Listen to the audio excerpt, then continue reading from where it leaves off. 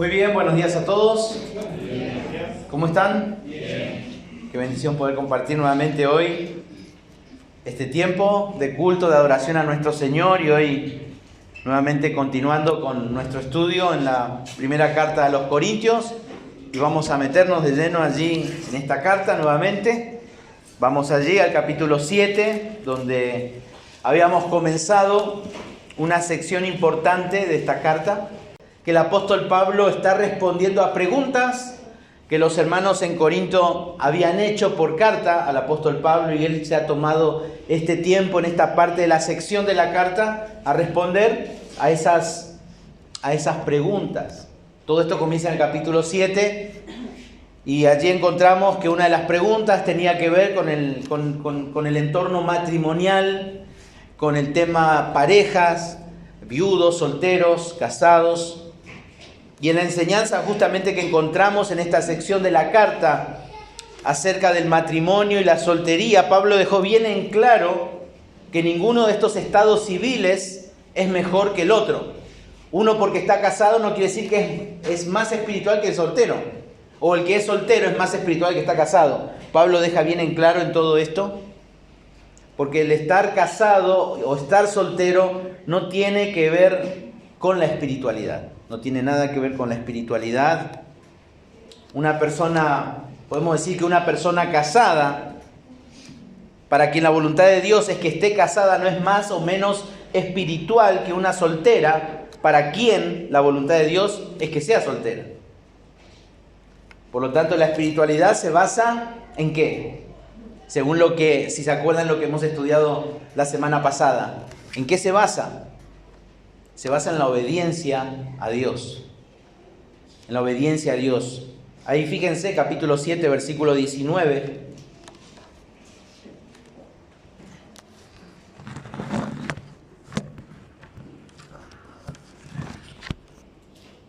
Allí dice: la circuncisión nada es, y la incircuncisión nada es, sino que el guardar los mandamientos de Dios. En eso se basa la verdadera espiritualidad. ¿Quién es alguien espiritual? Alguien obediente a la palabra, sea casado, sea soltero. Eso es la verdadera espiritualidad. Aunque existe mucha información en diferentes medios hoy día con respecto a las normas bíblicas para el matrimonio, porque uno se puede ir a la librería cristiana y va a encontrar cantidad de información. Hoy en medio de las redes sociales, cantidad de información, de principios, normas, de cómo debe ser el matrimonio cristiano y la familia. Tenemos que ser sinceros que se presta muy poca atención a lo que dice la Biblia con respecto a la soltería. ¿No? A veces creemos que muy poco se habla de la soltería en las Escrituras, y las Escrituras tienen mucha información con respecto a la soltería. Y uno de los conceptos justamente que se manejan en la sociedad y en algunos grupos, podemos decir también, es que se hace ver a la soltería o el ser soltero es una cuestión de algo que no está bien en la persona. Capaz vemos a una persona joven y uno dice: esta persona necesita ya a alguien a su lado. Y lo primero que viene a nuestra mente es, bueno, es su forma de ser. Tiene un montón de problemas esa persona.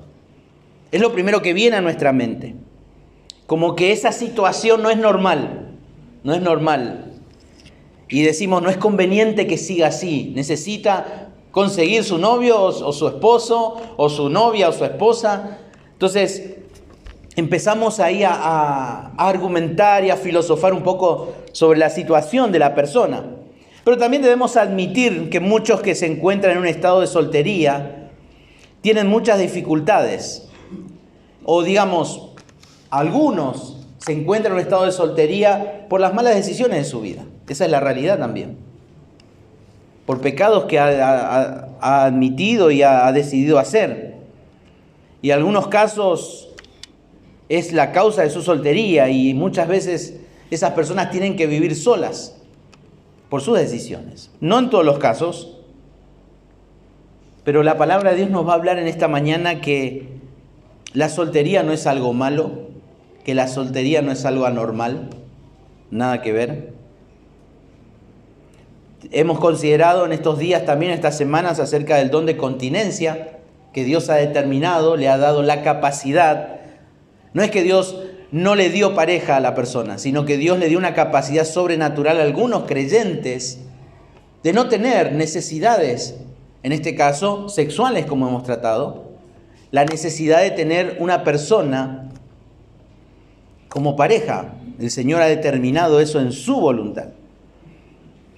Y también tenemos que entender que a algunas personas, algunas hermanas, aún no ha llegado su príncipe azul. Entonces hay que aprender a esperar en el Señor. Y también algunos muchachos todavía no han encontrado a su princesa, ¿no? Bueno, entonces lo que nosotros tenemos que ver y tratar también es que la mujer debe esperar, el hombre debe buscar y vivir su soltería en el Señor. En el Señor, eso es lo importante. Y eso es lo que Pablo nos va a hablar. Por eso el título de este sermón es Soltería a la manera de Dios. Soltería a la manera de Dios. Y Pablo va a darnos 6 razones para permanecer soltero. Así que hoy todos los que están solteros, con esto no vamos a hacer una apología a la soltería, para nada, pero sí vamos a ver a la luz de las Escrituras la bendición de ser soltero. La bendición de ser soltero. 6 razones. La primera, a considerarla, encontramos en el versículo 26 y 27. No vamos a hacer una lectura rápida de todos los versículos porque hoy vamos a terminar este capítulo y en la medida que avanzamos vamos leyendo. Y vamos a la primera razón por la cual una persona, si está soltera, debe permanecer soltera. La primera razón se encuentra en el versículo 25 al 27. Dice así la palabra de Dios. En cuanto a las vírgenes, no tengo mandamiento del Señor. Mas doy mi parecer como quien ha alcanzado misericordia del Señor para ser fiel. Tengo pues esto por bueno a causa de la necesidad que apremia. ¿Que hará bien el hombre en quedarse como está? ¿Está ligado a mujer? No procures soltarte. ¿Estás libre de mujer? No procures casarte. ¿Oramos? Padre Santo, te damos gracias en esta mañana porque podemos abrir tu palabra. Deseamos, Señor, escuchar tu voz y ser ministrados. Danos docilidad al oído, a la mente, al corazón y toda nuestra atención, Señor, en tu palabra. Nos encomendamos así en tus manos, en el nombre de Jesús. Amén. En este primer versículo encontramos un principio. ¿Cuál es ese principio? Ahí dice, hará bien en quedarse como está. Ese es el punto que Pablo en esta parte, en estos 3 versículos, quiere enseñar. Hará bien en quedarse como está. ¿Quién? El soltero. Si bien Pablo comienza diciendo, fíjense, el versículo 25, en cuanto a las vírgenes. Ya hemos tratado a quién se refiere las vírgenes. Pero realmente aquí podemos ver que Pablo en realidad no está hablando específicamente a las vírgenes. Porque después más adelante, ¿qué dice? Tengo pues esto por bueno a causa de la necesidad que apremia, que hará bien que el hombre. Entonces no solamente se está dirigiendo a las vírgenes, sino también a los hombres. Entonces Pablo está hablando específicamente con respecto a ¿qué? Con respecto a la virginidad. Por lo tanto está hablando a hombres y mujeres. A hombres y mujeres. Por eso dice, ¿qué hará bien el hombre en quedarse como está? ¿Está ligado a la mujer? No procures soltarte. ¿Estás libre de mujer? No procures casarte. Pablo se dirige a los que son vírgenes, hombres y mujeres, a los que nunca han contraído matrimonio. Y esto incluye justamente a los hombres y a las mujeres. Pablo nuevamente aquí señala algo importante que veníamos viendo, como en el versículo 12, fíjense, del capítulo 7, dice, y a los demás yo digo, no el Señor. Yo digo, no el Señor. Aquí Pablo nuevamente dice, no tengo mandamiento del Señor. Jesús no había dado una enseñanza específica o directa acerca de las bendiciones de la soltería en la vida del ser humano. El Señor no lo había hecho. Aunque Él alude a algo en ello, ahí en Mateo capítulo 19, Versículo 12, yo les leo, presten atención, Mateo 19:12. Pues hay eunucos que nacieron así del vientre de su madre, y hay eunucos que son hechos eunucos por los hombres, y hay eunucos que asimismo se hicieron eunucos por causa del reino de los cielos. El que sea capaz de recibir esto, que lo reciba. Hay cierta alusión ahí a la soltería. Ahora, la enseñanza del apóstol no es menos divina o autorizada, como ya dijimos, al decir no tengo mandamiento del Señor. El hecho que diga no tengo mandamiento del Señor, o el Señor no lo ha dicho, lo que Pablo va a decir no pierda autoridad. No pierda autoridad. Y es inspirado por el Espíritu Santo, primeramente porque Él es, ¿qué es Él? Un apóstol. Y tiene toda autoridad para darnos. Pablo por eso dice, mi parecer. Pablo es el único que tiene la autoridad para decir, este es mi parecer. Porque es un apóstol. Y puede significar este mi parecer como un juicio, una consideración. O mejor dicho, Pablo lo que está diciendo es, esta es mi convicción. Esta es mi convicción. Y como un apóstol dice que ha alcanzado misericordia del Señor para ser fiel. La convicción del apóstol era, ¿qué cosa? Que es mejor para los solteros cristianos permanecer solteros. Esa era su convicción. Si hay algún cristiano que es soltero, permanezca así como está. Esa es su convicción. Aunque esta perspectiva es autorizada, no es un mandamiento absoluto, eso sí es claro. Porque no es un mandamiento directo del Señor. Es un consejo supremo, solemne, que el apóstol Pablo está dando, en este caso, a los miembros en la iglesia de Corintio. Es un consejo completamente confiable y se declara 2 veces en el versículo 26. Si se fijan ahí en el capítulo 7, tengo pues esto por bueno a causa de las necesidades que apremia, que hará bien el hombre en quedarse. ¿Cómo está? Es bueno y hará bien. Es bueno y hará bien. Quizás hay muchos que como algunos jóvenes, su soltería lo viven como una maldición o como una frustración en la vida. Y probablemente lo que el Señor quiere no es que te sientas de esa manera, sino que aprendas que en tu soltería es algo bueno y es algo que te va a hacer bien. Es algo que te va a hacer bien. Si hará bien, está diciendo que la soltería tiene un propósito en la vida del soltero. No solamente prepararlo para el futuro, sino prepararlo como persona. Como persona. Y Pablo y el Señor están diciendo que la soltería tiene su razón de ser en la vida. Y la primera razón que Pablo da para permanecer soltero, en este caso, en este versículo, es la presión del sistema. La presión del sistema. ¿Por qué la presión del sistema? La situación mundial de aquel entonces, de aquel tiempo. Y como dice él, dice la necesidad que apremia. La necesidad que apremia. Aquí la palabra apremiar quiere decir también estrés, tensión, crisis. Crisis. A veces se utilizaba también para hablar de las situaciones de calamidad que sucedían en aquellos días. No solamente situaciones catastróficas del clima y todas esas de la naturaleza, sino también hablaba literalmente acerca de la tortura o de la violencia que había en aquel entonces con los cristianos. Algunos sugieren justamente que se estaba refiriendo al conflicto violento justamente entre también la nueva creación y el viejo hombre. Cuando una persona se hace cristiana, inmediatamente se mete, podemos decir, en cierto grado de conflicto en la vida espiritual. El viejo hombre y la nueva naturaleza. Pero cuando el apóstol aquí menciona la necesidad que apremia, puede indicar también aquí a un conflicto específico. Y podría ser, en este caso, a los numerosos cristianos que habían padecido ya arrestos, azotes, persecuciones, encarcelamiento y asesinato por causa del Evangelio. El mismo Señor había advertido esto a sus discípulos en Juan 6, 16, 2.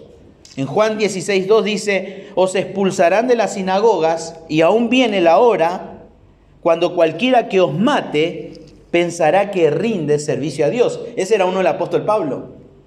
El apóstol Pablo, ¿se acuerdan? Él mataba en nombre de Dios. mataba a cristianos en nombre de Dios, pensaba que estaba haciendo lo correcto.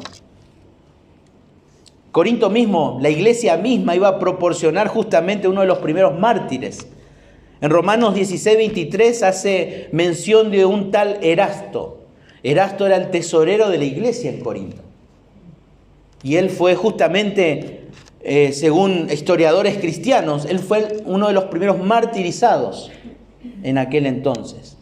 De por sí la persecución es bastante difícil, o habrá sido bastante difícil para un soltero. Para hoy en sí, para un cristiano y soltero, identificarse como cristiano ya es bastante presión para algunos. Imagínense entonces para un casado, en aquel entonces, teniendo esta presión del sistema, las persecuciones. Un soltero, bueno, tiene que estar cuidando su cuello, su cabeza, ¿no? Que no lo maten.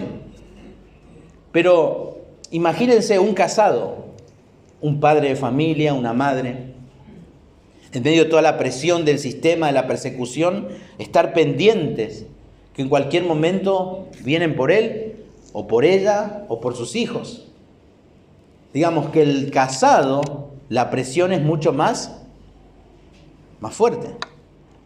Y Pablo está diciendo aquí algo interesante, hablando que para el soltero es mucho menos la presión. Es mucho menos la presión. Si pensamos en el apóstol Pablo, en su situación, si él hubiese sido casado en ese momento, si él tenía a su esposa, con todo lo que él estaba pasando, imagínense el corazón, la mente de Pablo pensando en él, en tratar de cuidar, porque tiene a alguien a quien mantener, a quien cuidar, y a la vez a una esposa que tiene que estar preocupada por las persecuciones, los azotes y todo lo que el apóstol Pablo vivió.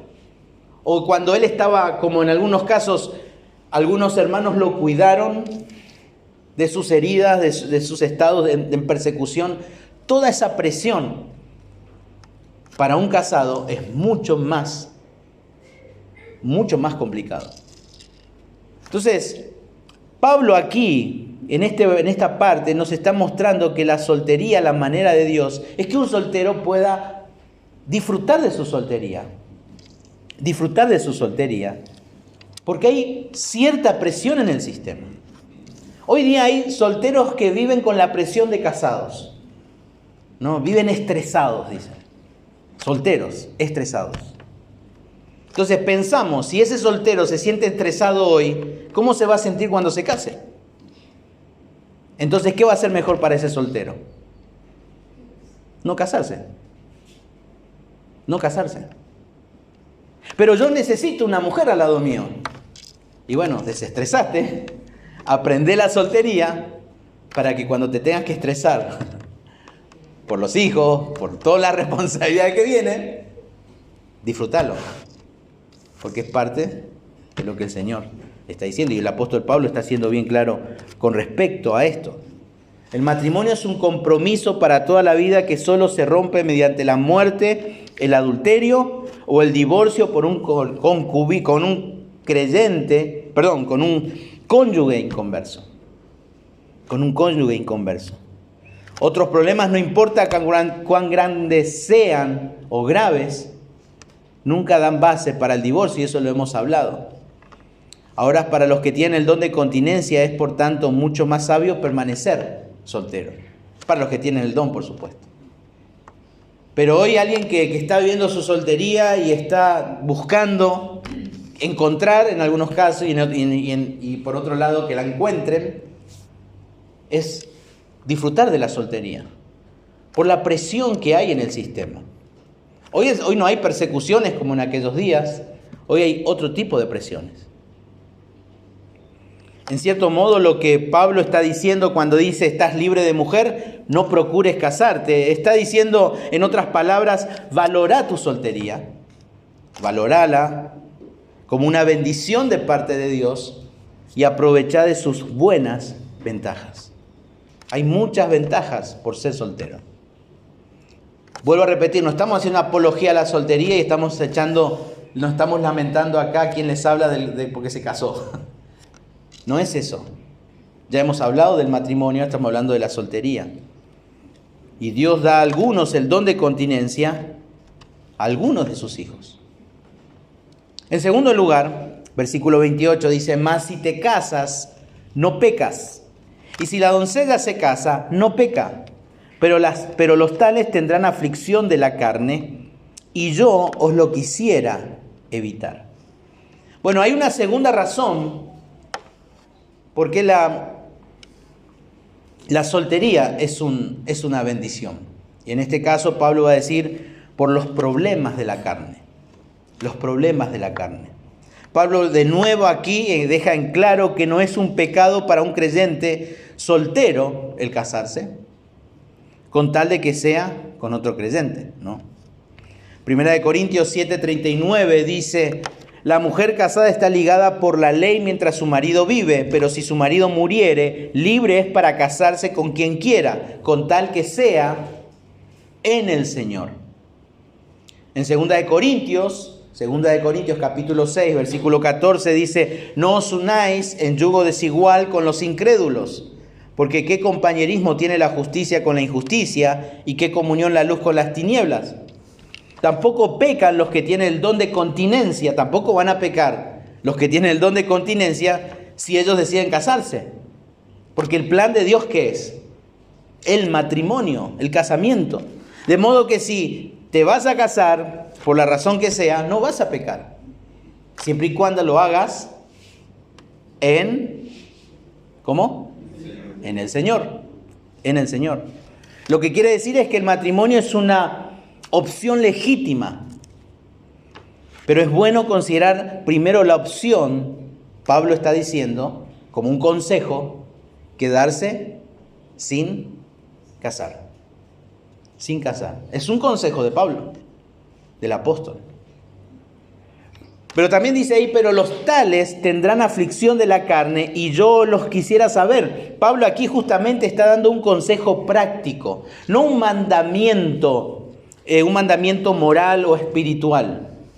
Los creyentes somos pecadores y eso lo tenemos que saber muy bien y lo sabemos. Y estamos sujetos a limitaciones, a debilidades de la carne. Y es ya de por sí difícil para un pecador vivir consigo mismo, ¿no? A veces estamos frustrados por ciertas cosas que hacemos y nos damos cuenta y nos es difícil la vida. Y más aún compartir con otro pecador. Con otro pecador. Cuando dos personas están unidas en el matrimonio, los problemas de la naturaleza humana se multiplican. Y eso es algo que ni yo quiero ser sincero, yo quiero ser muy sincero, ni yo pensé cuando me casé que la persona que iba a estar a mi lado también es una pecadora.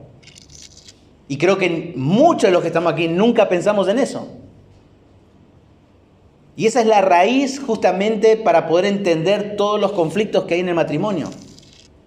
Porque tenemos que saber que la persona que duerme a tu lado es una pecadora como vos. Somos uno en el Señor, pero distintas personalidades, distintos gustos, distintos orgullos, ¿no? También tenemos que entender que el matrimonio va a tener hijos y los hijos son pecadores y cada uno de sus hijos tiene diferentes personalidades. Y entonces imagínense la presión de la carne de cada uno en una casa. En una cama matrimonial hay dos personas ya con dos naturalezas pecaminosas y en una casa donde ya son más, con diferentes personalidades y diferentes problemas en la carne. Entonces Pablo le está diciendo a estos hermanos solteros, disfruten, valoren y consideren la soltería. Porque hay bastante problema con uno mismo en la carne suya, en la propia, pero si no está dispuesto a la lucha de la carne con la persona con quien se casa y que en un futuro tenga hijos y que también tengan esos hijos problemas con la carne, es asumir una gran responsabilidad. Entonces Pablo le está diciendo a estos hermanos que si pueden estar solteros, quédense, consideren, piensen. Acuérdense, hemos tratado que el casarse implica un alto costo. No la responsabilidad, como todos pensamos, material, sino en el costo que tiene de renuncia de cada uno de nosotros.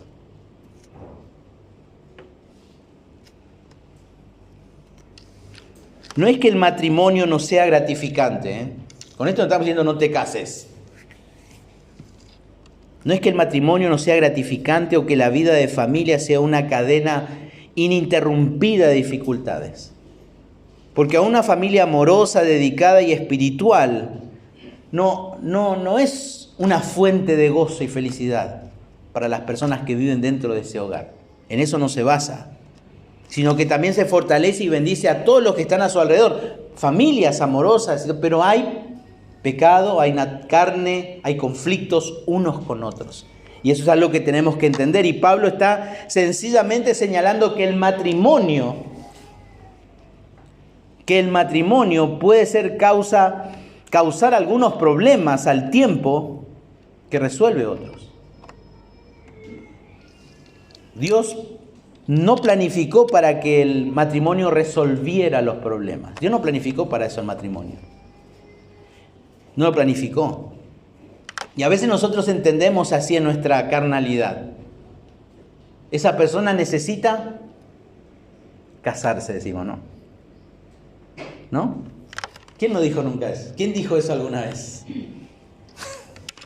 Así, todos. Ese necesita casarse. Ese necesita novio. Esa necesita novia. ¿No? Pero el matrimonio y el noviazgo no está para eso. No está para eso. Ese no es el plan de Dios. Dios no planificó para resolver todas las dificultades personales de uno, las dificultades emocionales o aún las necesidades espirituales. Ni siquiera para eso. Es evidente que se intensifica algunas de ellas. La palabra aflicción ahí literalmente significa apretar juntos bajo presión. Y el matrimonio presiona a dos personas juntas en la forma más íntima que podemos pensar. Los dos se hacen uno, como dijimos, pero todavía son dos personalidades. Dos seres distintos con sus propios gustos, con sus propios disgustos, con características, emociones, temperamentos, voluntades propias. Cada uno tiene un cierto grado de enojo, un cierto grado de egoísmo, deshonestidad, de orgullo, de olvidos y desconsideraciones. Cada uno tiene un nivel, mayor o menor. Es un poco de agua. Y esto es así aún en los mejores matrimonios. En los mejores matrimonios. Gracias. En los mejores matrimonios.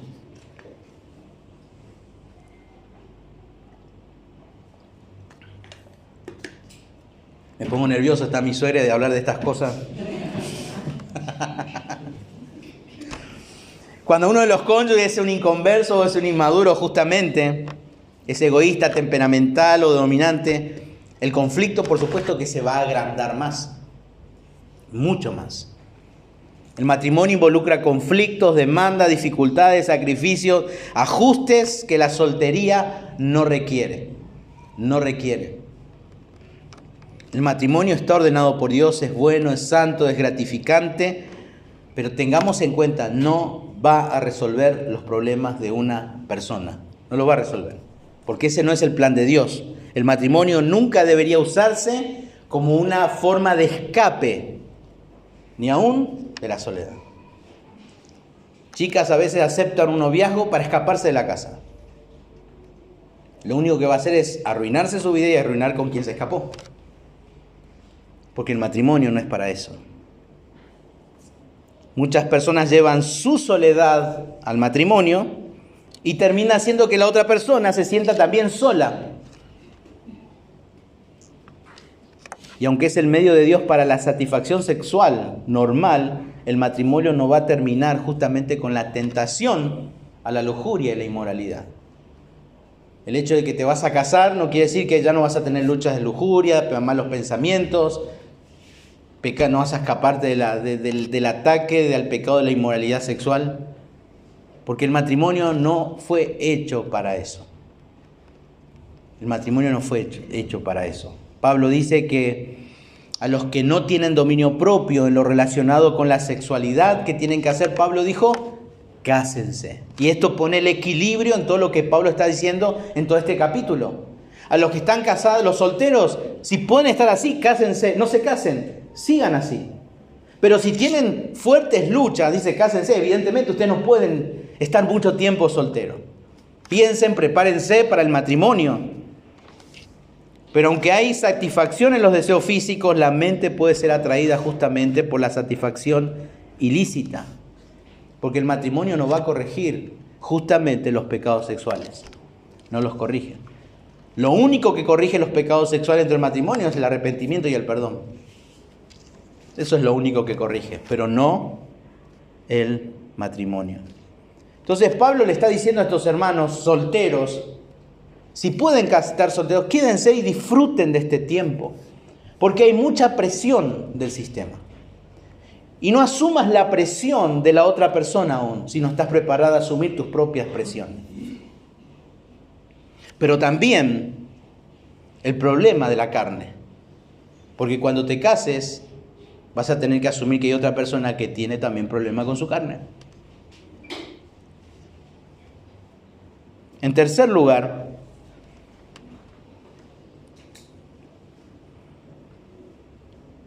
por lo que he leído y he visto este pasaje, para mí es la columna vertebral de este argumento de Pablo, el versículo 29 y 31. Fíjense lo que dice. Pero esto digo, hermanos, que el tiempo es corto. Resta, pues, que los que tienen esposa sean como si no la tuviesen. Y los que lloran como si no lo llorasen. Y los que se alegran como si no se alegrasen. Y los que compran como si no poseyesen. Y los que disfrutan de este mundo como si lo disfrutasen, porque la apariencia de este mundo se pasa. El punto principal de este pasaje se encuentra al final del versículo, cuando dice, porque la apariencia de este mundo se pasa. Y uno dice, ¿qué tiene que ver esto con la soltería y todo lo que tiene que ver con la pareja, el matrimonio y todo esto? Bueno, ahí la palabra apariencia quiere decir forma de vida o una forma de funcionar las cosas. Y la forma de funcionar de este mundo, está diciendo Pablo, no es permanente. Pasa. No es que es así. Constantemente va mutando, se va desarrollando de diferentes formas. Y aunque Dios lo ordenó y bendijo el matrimonio, tenemos que saber que el matrimonio no es una relación eterna. El matrimonio no es una relación eterna. Los matrimonios piadosos o los matrimonios establecidos en el Señor se hicieron delante del cielo, podemos decir, delante del cielo, pero no van a estar en el cielo. Esto tenemos que tener claro.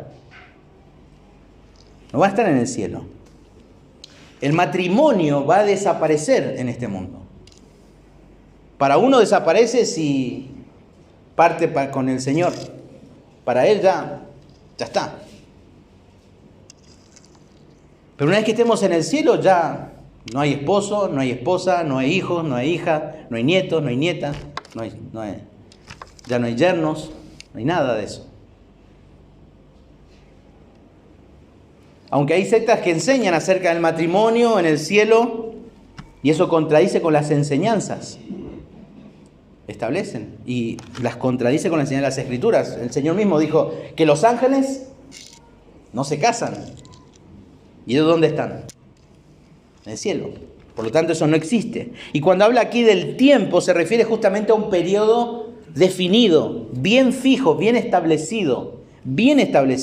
Y está hablando específicamente de un periodo corto, no muy prolongado. Muy prolongado. Que se ha acortado de modo que es una pequeña cantidad de tiempo. ¿Por qué razón? Porque la palabra de Dios dice que la vida humana es breve. Es como neblina, dice Santiago, capítulo 4, versículo 14. Y Primera de Pedro también dice que toda carne es como hierba y toda la gloria del hombre como flor de la hierba. La hierba se seca, dice, y la flor cae. Para los esposos, dice Pablo aquí, y las esposas tienen que vivir como los que tienen esposas, sean como si no la tuviesen. ¿Cómo es esto, Pablo? Vos estás pidiendo que los casados vivan como si fuera que no estuvieran casados, ¿no? ¿Ustedes leen eso? Seamos sinceros, ¿qué leen ahí? Eso leemos, ¿no? Que los casados, el esposo y la esposa, vivan como si no lo estuviesen. Pero Pablo aquí no está enseñando que el matrimonio reduce en las responsabilidades maritales. No. El matrimonio no reduce las responsabilidades. El matrimonio permanece solo durante esta vida. Esta vida. Y por lo tanto es una vida breve. Breve.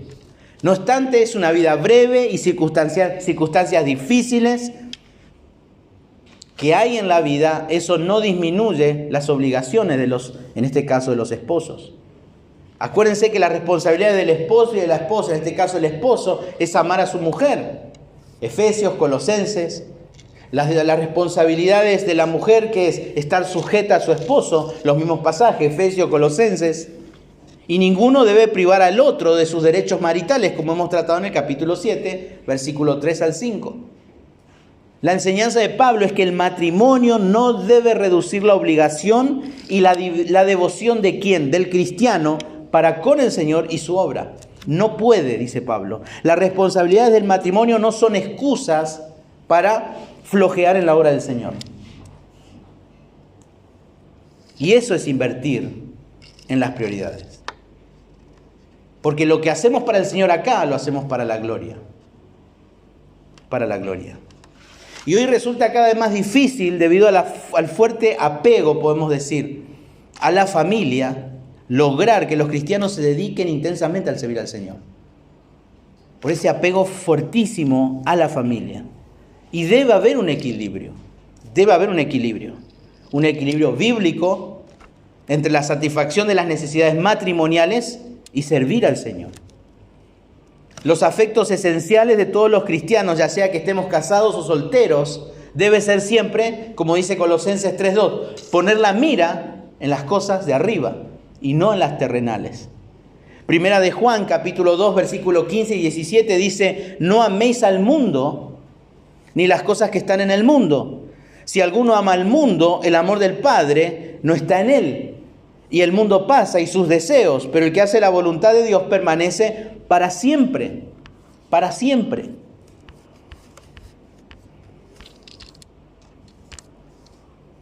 Y es crucial que nosotros entendamos justamente la prioridad de lo eterno sobre lo temporal. O mejor dicho, es crucial que entendamos la prioridad de lo eterno sobre la prioridad de lo temporal. Y eso es lo que necesitamos distinguir. Porque a veces interpretamos mal cuando vemos aquel, como decía Primera de Juan allí, no améis al mundo. Creemos que todo lo que el mundo ofrece es todo lo perverso, todo lo pecaminoso. Pero les pregunto, ¿dónde encontramos los que estamos casados? ¿Dónde encontramos a nuestra esposa? En el mundo. ¿Dónde tenemos nuestros hijos? En el mundo. Entonces, ¿que voy a aborrecer a mi familia? ¿Voy a aborrecer a mi esposa? ¿Voy a aborrecer a mis hijos? No. ¿O porque yo amo, entonces me considero enemigo de Dios? Dice, si alguno ama al mundo, el amor del Padre no está en él. Y es crucial, por lo tanto, que entendamos esta prioridad. Y lo que Pablo quiere que entendamos es el matrimonio. El matrimonio es algo establecido en este mundo. Y es algo breve, por supuesto, disfrutarlo, pero no puede quitar la devoción, porque además el matrimonio, Pablo también da otras 4 áreas en las cuales las prioridades y la perspectiva deben ser bien establecidas. La segunda y la tercera tienen que ver con el área de las emociones y el gozo. Fíjense ahí en su versículo, por favor, en el capítulo 7, continuando la lectura allí, versículo 30, dice, y los que lloran Dice, deberían vivir como si no llorasen. Y los que se alegran como si no se alegrasen. Las emociones se pueden controlar mejor de lo que a veces pensamos, especialmente para los cristianos. No es que tenemos que ser insensibles o duros de corazón o indiferentes. El amor no permite tales actitudes. El amor del creyente no permite que seamos duros ante las cosas, sino ser sensibles. Es un acto de la voluntad, del razonamiento, no sencillamente una reacción de las circunstancias. El verdadero amor nos ayudará en realidad a conservar nuestras emociones en proporción y en perspectiva correcta. Cuando un esposo, una esposa, un hijo o un amigo íntimo fallece o queda enfermo o paralizado, nosotros nos echamos a reír. Lloramos y no celebramos nada. Estamos tristes. Por otro lado, el cristiano maduro no queda deshecho y no pierde toda la esperanza, ni propósito, ni motivación. Pero muchas veces el creyente inmaduro pierde toda esperanza, toda motivación para seguir adelante ante una pérdida terrible en su vida, como de su esposa o de sus hijos.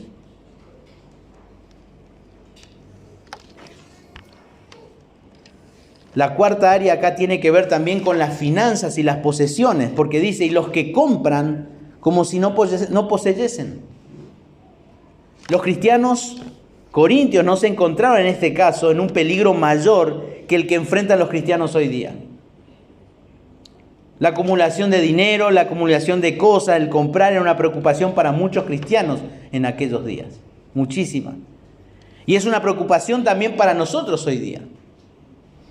A quienes en este aspecto no se les puede distinguir del mundo incrédulo que los rodea, y muchos de ellos, o mejor dicho, nosotros, a veces estamos más interesados en las cosas materiales que poseemos que en nuestra espiritualidad.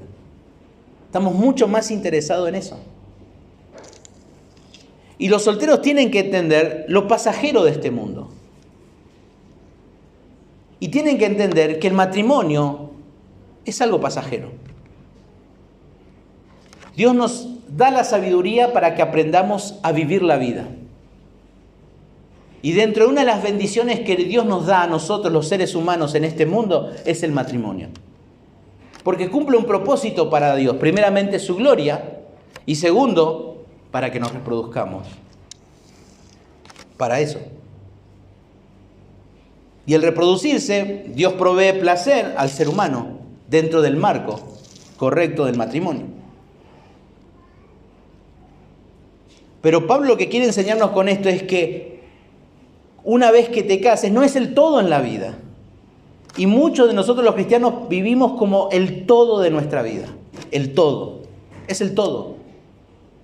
El todo. ¿Por qué? Porque no hay un discernimiento entre la prioridad eterna y la prioridad temporal. Porque todo lo que nosotros nos esforzamos en este mundo muere acá. Muere acá. Con esto no estamos diciendo, bueno, voy a dejar de trabajar, no voy a atender más a mi señora, no voy a atender más a mis hijos, y se termina. No, la vida es breve. Pero hay cosas que tenemos que comenzar a hacer para lo eterno. Y aquí Pablo está hablando de la preocupación de las finanzas y las posesiones también. Por lo tanto, no nos sintamos muy apegados a la apariencia de este mundo, a pesar de que sabemos que esto pasa. Hay una quinta área de la preocupación y es la del placer. Porque dice, y los que disfrutan de este mundo como si no lo disfrutasen. En tiempo de prosperidad y amor a nosotros mismos es más fácil para el placer todo. Cuando nos amamos mucho nosotros, el placer. Cuando hay, el placer. Cuando hay dinero en el bolsillo, hay placer para todo. Para salir, para comer, comprar, todo. Los placeres que no son inmorales o extravagantes pueden ser todavía mundanos, el ocio y un montón de cosas. Pero aún las cosas buenas que Dios nos da, sin una perspectiva correcta, pueden ser dañinas para la vida. Dañinas. Y ninguna de estas 5 áreas acerca de las que advierte que está advirtiendo Pablo no son malas. El poseer cosas no es malo. Tener un matrimonio no es malo. Tener placer no es malo. Nada es malo. El matrimonio, la tristeza, el gozo, las posesiones, el placer, tienen todo un lugar apropiado en la vida cristiana. Tiene un lugar apropiado. Y en efecto, cada una de ellas es parte de la provisión de Dios para la vida. Las relaciones humanas, las emociones, las posesiones, los placeres, terminan por ser pecaminosos cuando llegan a dominar ¿qué cosa? Nuestro pensamiento. Nuestro pensamiento. Nuestro comportamiento. Y especialmente cuando nos distraen para la obra del Señor. Para la obra del Señor. Pablo decía, el escritor a los Hebreos, en Hebreos 13:4, decía que debemos tener el matrimonio en muy alto honor. Honroso es el matrimonio de todos, dice. Romanos 12:15 también nos habla de que debemos gozarnos con los que se gozan y llorar con los que lloran, y no menospreciar las posesiones terrenales. También Mateo capítulo 6, versículo 32 dice, nuestro Padre Celestial sabe que tenemos necesidad de todas las cosas. Él sabe que tenemos necesidad de todas las cosas, pero no debemos valorar excesivamente esas cosas, sabiendo que la apariencia de este mundo se pasa. Se pasa.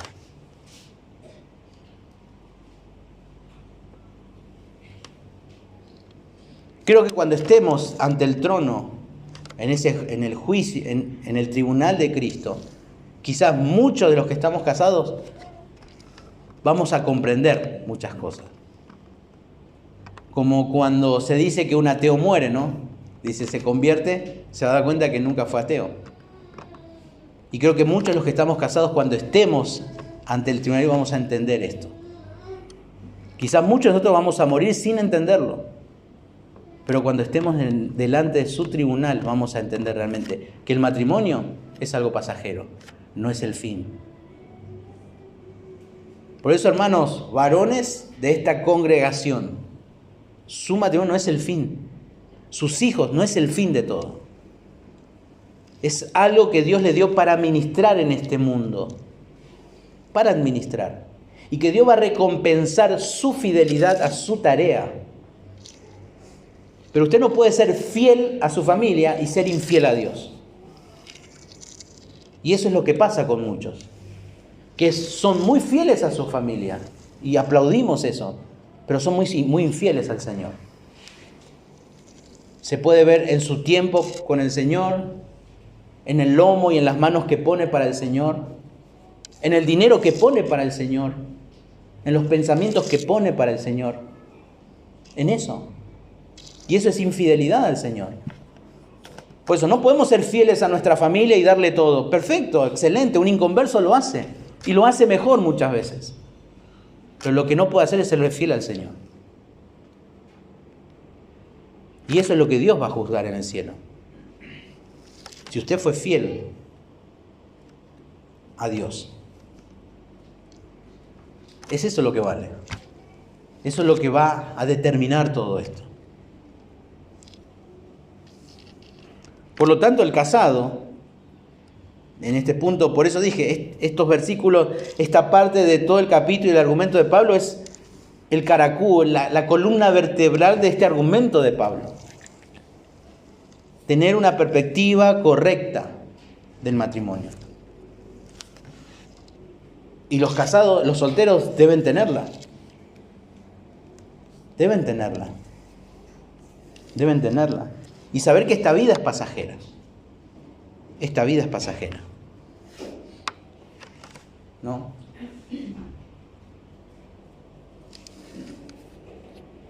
Versículo 32 al 35 dice: quisiera pues que estuvieseis sin congoja. El soltero tiene cuidado de las cosas del Señor, de cómo agradar al Señor, pero el casado tiene cuidado de las cosas del mundo, de cómo agradar a su mujer. Hay asimismo diferencia entre la casada y la doncella. La doncella tiene cuidado de las cosas del Señor, para ser santa así en cuerpo como en espíritu, pero la casada tiene cuidado de las cosas del mundo, de cómo agradar a su marido. Esto lo digo para vuestro provecho, no para tenderos lazos, sino para lo honesto y decente, y para que sin impedimento os acerquéis al Señor. Aquí está el cuarto beneficio del por qué es buena la soltería. Las preocupaciones del matrimonio. Las preocupaciones del matrimonio. Tanto el marido como la mujer tienen cuidado de las cosas de este mundo. Están preocupados acerca de las necesidades terrenales del uno y del otro y cómo deben ser las cosas. El esposo está preocupado de cómo agradar justamente a la mujer y la esposa está pendiente en cómo agradar a su esposo. Y el soltero, que aquí en cierto sentido está diciendo, tiene cuidado de las cosas del Señor. No de cómo agradar, en cómo agradar al Señor, en cómo ser santo, en espíritu y en cuerpo.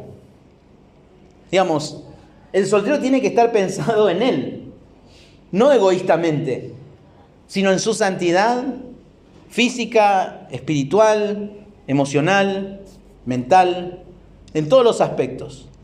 Y no cargar una responsabilidad de la otra persona, las preocupaciones de la otra persona. Pero cada persona tiene sus intereses divididos en lo terrenal y lo celestial. La mujer no casada, aquí en el sentido de la divorciada, como hemos tratado ya, lo mismo que la joven soltera, en contraste con los que están solos por causa del divorcio, tienen más oportunidades para ser santos, así en cuerpo como en espíritu. Y se usa santa aquí en el sentido básico de separación, de ser apartada. Los cristianos que no están casados, ya sea que anteriormente estuvieron casados o no se casaron nunca, no son justamente más justos o fieles que los no casados. No son. Pero cuentan con más oportunidades de servicio, de santidad, ser más devotos al Señor, dedicados a la obra. No es que el creyente casado tiene sus lealtades espirituales divididas. Eso no quiere decir. O que el no casado sea más fiel espiritualmente. Muchos casados son santos en el sentido de vivir muy dedicados al Señor. Y muchos creyentes no casados están divididos en sus intereses espirituales. Pero desde la perspectiva práctica de Pablo aquí, la persona sin casarse tiene tanto en cuerpo como en espíritu más posibilidades de apartarse a sí misma de las cosas de la vida y dedicarse exclusivamente a la obra del Señor que una persona casada. Esa es la realidad. Esa es la realidad. La realidad es que cada uno de los que estamos casados, nuestro tiempo es limitado. Es limitado de las 24 horas. Es limitado por las responsabilidades que tenemos. Pero un soltero no. Un soltero no. Los cristianos casados no deben sentirse culpables por estar casados, ¿eh? Así que no nos vayamos lamentando y digo, ¿para qué me casé? No es eso el punto acá de Pablo. Los cristianos sin casar no tienen que sentirse obligados también a casarse. Tampoco. El apóstol no está tratando de echar más carga y preocupaciones ni al soltero ni al casado. Pablo lo que está tratando de poner en perspectiva todas las cosas. En perspectiva. Por eso Pablo dice, y esto lo digo para provecho. Para provecho. No para ponerle una carga, ponerle más tropiezo a todo esto. El matrimonio no nos priva de cultivar una gran devoción por el Señor. Y vivir solos no garantiza que lo hagamos. Por eso, muchos piensan, una vez que me case voy a poder hacer. Yo escucho a muchos jóvenes que dicen, cuando me case voy a poder hacerlo. Voy a poder servir mejor al Señor. ¿Por qué? Porque voy a tener mi ayuda idónea. Mentira. Porque ni siquiera ahora puede servir al Señor estando soltero. No puede. Quinto lugar, si bien este versículo 36 al 38 tiene que ver con algo bien circunstancial de aquel momento, no de ahora. Dice, pero si alguno piensa que es impropio para su hija virgen, que pase ya de edad y es necesario que así sea, haga lo que quiera, no peca, que se case. Pero el que está firme en su corazón sin tener necesidad, sin que es dueño de su propia voluntad y ha resuelto en su corazón guardar a su hija virgen, bien hace. De manera que el que la da en casamiento hace bien y el que no la da en casamiento hace mejor. Acá los extremistas, los padres extremistas, si quieres dejar no te vas a casar con nadie porque yo lo digo. Y hice una promesa con el Señor, que vos vas a servir al Señor. Yo decido por vos. Bueno, en contexto, en aquel entonces, para aquella cultura, siempre lo que el padre decía era lo importante. Era lo más importante, lo fundamental. Y muchos padres entregaban al Señor, con muy buenas intenciones, a sus hijas para que sirviesen al Señor completamente, dedicadas al Señor. Pero comenzaba un problema, que cuando esas chicas crecían y comenzaban las necesidades, ya no estar solas, los padres estaban en un grave problema. Porque ¿qué iban a hacer? ¿Vamos a romper nuestro voto al Señor? Si yo hice como padre un voto que mi hija no se va a casar.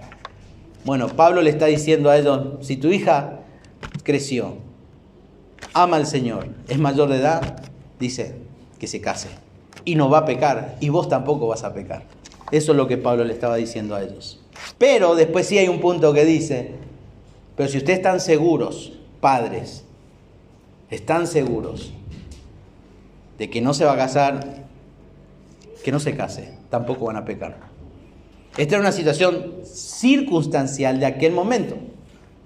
Por eso tenemos que entender que las cartas de Pablo, o las cosas que dicen en las cartas de Pablo, siempre son circunstanciales. Todas las cartas son circunstanciales. ¿Qué quiere decir eso? Que Pablo al escribir quiere tratar un tema específico dentro de esa iglesia local. No quiere decir que todo lo que dice en esa carta es para todos. Ahora, ¿cómo determinamos nosotros que si eso que está diciendo es solamente para ellos o es para todos? Cuando cotejamos con las escrituras, en las otras cartas, si ese mandamiento o esa instrucción se repite en las otras cartas. Si se repiten, es para todos. Pero si en este caso solamente menciona esto aquí y no en otro lugar, es porque está tratando un tema específico de aquella iglesia local. Por lo tanto, acá no hay un mandamiento para nosotros, porque esto no se repite en otra parte de la Biblia. Entonces, así que las hijas pueden decir, se pueden casar. Por más que el papá diga, no, se puede casar, si es siempre en el Señor. Por supuesto, no en rebeldía a los padres, porque el Señor tampoco va a bendecir eso. Entonces, tenemos que entender eso para poder ver lo que el apóstol quería enseñarles a estos hermanos. Con respecto, en este caso sería las promesas de los padres, los votos de los padres. Entonces, Pablo les dice que tienen que casarse. Y en último lugar, 39 y 40, dice, la mujer casada está ligada por la ley mientras su marido vive. Pero si su marido muriere, libre es para casarse con quien quiera, con tal que sea en el Señor. Pero a mi juicio, más dichosa será si se quedare así. Y pienso que también yo tengo el Espíritu de Dios. Evidentemente, Pablo era su convicción que el creyente no se case, porque él pensaba en la obra del Señor. Ese era su consejo, no era un mandamiento. ¿Se entiende esto, no? Esto tenemos que tenerlo claro. Esto es un consejo de Pablo, que tiene autoridad, tiene peso, pero no es un mandamiento, no es algo que el Señor estableció. Eso tenemos que entenderlo. Y aquí parece ser que Pablo va a empezar a hablar nuevamente a los casados, pero en sí va a hablar de la permanencia del matrimonio, la permanencia del matrimonio. Y eso es lo que los solteros tienen que saber. Que una vez que se casan, ya no es yo sigo viviendo mi vida. O cuando me case, en cierto punto voy a tratar de completar esa agenda que nunca completé. Porque ese es uno de los grandes problemas hoy en el matrimonio de algunos. Mayormente de las mujeres a veces. Las cosas que no pude hacer, bueno, cuando me case ya mi hijo empieza a caminar, a hacer un poquito, comienzo a hacer eso. No empiezo a cumplir lo que no pudo hacerlo. Entonces es una agenda inconclusa. Una actitud muy egoísta de parte de la esposa. En algunos esposos también. Pero aquí Pablo va a hablar de la permanencia del matrimonio. Le perteneces a un esposo, le pertenece a una esposa. Y esto se corta cuando el marido o la esposa mueren. Ahí se les es permitido nuevamente casarse, dice. Y ya lo hablamos con respecto a ese punto en otro sermón pasado. Por eso Pablo después dice, ahora, cuando habla de la mujer, dice, es libre para casarse con quien quiera, con tal que sea en el Señor, en el Señor. Este pasaje es muy interesante y muy importante aún para las tomas de decisiones. Porque a veces pensamos que la persona con la cual nos vamos a casar tiene que cumplir ciertos requisitos y es así. Y el Señor ya estableció en la eternidad la persona con quien yo me voy a casar. Así como está destinado el Cordero. Y no es así. Aquí justamente Pablo está diciendo, es libre de casarse con quien quiera. Con quien quiera. Pero pone el punto, con tal que sea en el Señor. El hecho de que la persona solamente esté en la iglesia no quiere decir que sea en el Señor. Que solamente sea una buena persona trabajadora, esa que puede ser mi esposo o mi esposa, eso no quiere decir que sea en el Señor. En el Señor es aquella persona que está buscando al Señor, que está orando, que está pidiendo consejos, que en esta poca vida que tiene la está invirtiendo en la prioridad eternal. Si yo estoy haciendo todo eso, la persona que yo elijo es para mi vida. No es si la otra persona cumple esos requisitos. No es eso. A veces los varones somos más así, ¿no? Y a veces a los muchachos hay que decir, pues mirate en un espejo. Y tenemos que abrir el espejo y mostrar nuestro corazón. Y acá dice con quien quiera, pero siempre y cuando en el Señor. Y ahí la cuestión no es qué es lo que la otra persona tiene, sino qué es lo que yo tengo para esa persona. Y cuando hablamos del Señor es pensar, ¿yo estoy teniendo comunión con el Señor? ¿Estoy buscando al Señor en oración, con su palabra? ¿Estoy sirviendo al Señor? ¿Estoy viviendo en santidad? Amo al Señor, amo su palabra, quiero estudiar, quiero estar con los hermanos, vengo al culto a adorar al Señor, sirvo al Señor. Si yo en esas cosas básicas le estoy poniendo ganas, me puedo casar con quien quiera. ¿Por qué? Porque hay una frase que San Agustín decía, Agustín de Hipona, amas primeramente al Señor y haz lo que quieras. ¿Qué quiere decir eso? Que evidentemente, si yo amo al Señor, estoy haciendo todas esas cosas. Y el Señor va a afectar lo que yo quiero. El Señor me va a guiar hacia una persona que va a ser de bendición, que yo voy a ser de bendición, y esa persona es bendición para mi vida.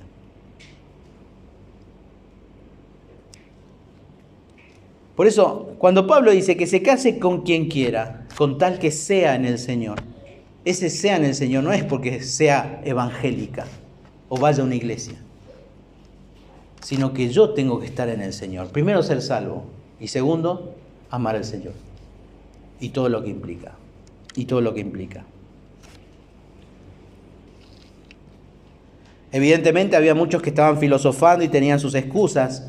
Y nuevamente Pablo, usando su tinte irónico en estas cosas, nuevamente dice, y pienso que también yo tengo el Espíritu Santo.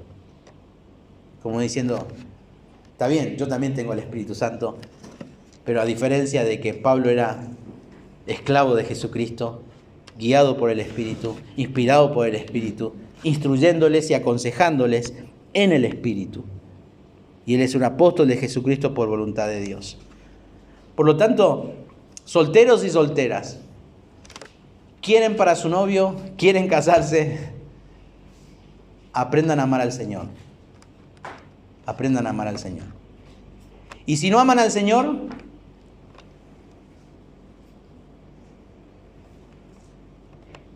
oramos por su salvación.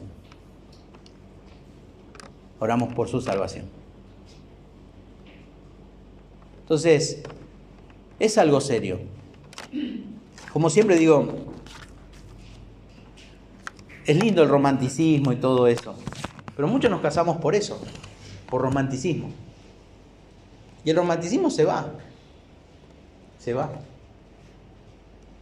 Entonces, los solteros tienen que saber muy bien que hay cosas que considerar, pero hay cosas que disfrutar en esta vida.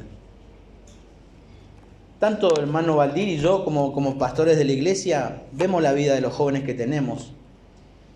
Y en su mayoría no vemos un amor por la obra, vemos cierta apatía por el Señor y su obra. Entonces, no es que hay cada tiempo uno tiene que pensar si se va a casar en el futuro, no. Si no comenzamos ahora, Dios no va a bendecir tu vida. No va a bendecir tu vida. Algunos casados se casan y cuando se casan terminan su vida cristiana. Se dedican a su familia. Y Pablo dice, eso es temporal, eso es pasajero. Cuando estemos en el cielo, seguramente yo le voy a querer abrazar a Estela y Estela me va a decir, ¿qué hace acá? Salí, yo voy a adorar al Señor. Por eso, hermanos, tenemos que ponernos en sintonía. Y que el Señor nos dé el discernimiento para priorizar lo temporal y priorizar lo eternal, que es sobre todas las cosas. Pablo quiere concluir toda esta sección de preguntas con respecto al matrimonio, la pareja y todo eso en esto. Entonces, hermanos, seamos sabios, oremos unos por otros. Como siempre hablamos con hermano Valdir para nuestra congregación, queremos familias sanas, fuertes en el Señor, pero no lo vamos a tener una vez que se casan, sino ahora, que son solteros. Y los que ya estamos casados, bueno, a ponernos las pilas, a trabajar, a buscar recursos que nos ayuden en nuestro matrimonio, a fortalecer, a crecer, a amarnos mejor con la persona que tenemos a nuestro lado. Y nunca olvidemos que la persona que está a nuestro lado es una persona pecadora. Que el Señor bendiga su palabra en esta mañana y animar a los solteros a disfrutar de este tiempo. Disfrútenlo y que cuando aparezca esa persona que le va a romper la cabeza, como dicen, sepan primeramente si ustedes están en el Señor, para no destruir la vida de esa persona. ¿Sí? Oramos y terminamos. Señor, te damos gracias en esta mañana por abrir tu palabra, ver el ejemplo y las palabras de Pablo en esta carta. Hay mucho para decir, Señor, en todo este pasaje. Señor, danos sabiduría en esta vida. Como casados, Señor, a ser sabios, diligentes, tener la sabiduría necesaria para distinguir entre lo correcto y lo bueno. Sabemos que para algunos su soltería es lo mejor a tus ojos, para otros el estar casado en nuestra situación es lo mejor también. Pero pedimos, Señor, oración por los solteros, por sus vidas, por sus luchas físicas, mentales, espirituales. Pero también, Señor, pedimos por nosotros, los esposos, las esposas. Ayúdanos, Señor, a ser fieles a ti primeramente, porque eso va a determinar todo, Señor. Reconocemos nuestras debilidades, nuestros fracasos. Nos da vergüenza, Señor, pero tenemos una responsabilidad tan grande de tener a una persona a nuestro lado y también cargar con esas luchas. Te doy gracias por cada familia representada en esta congregación. El año se termina. Y como hemos escuchado muchas veces que la familia es uno de los pilares de la sociedad y si la familia está mal, todo está mal. Ayúdanos, Señor, a que nosotros como familias en esta tierra, en esta localidad, podamos ser luz a las familias que están aquí alrededor. Pero ayúdanos, Señor, a fortalecernos, a crecer Guía los pasos, Señor, de los solteros. Rompe los prejuicios, los corazones duros, la filosofía mundana, para aferrarse a lo que tú tienes en tu palabra para cada uno. Señor, gracias por esta mañana que podemos estar juntos. En nombre de Jesús. Amén.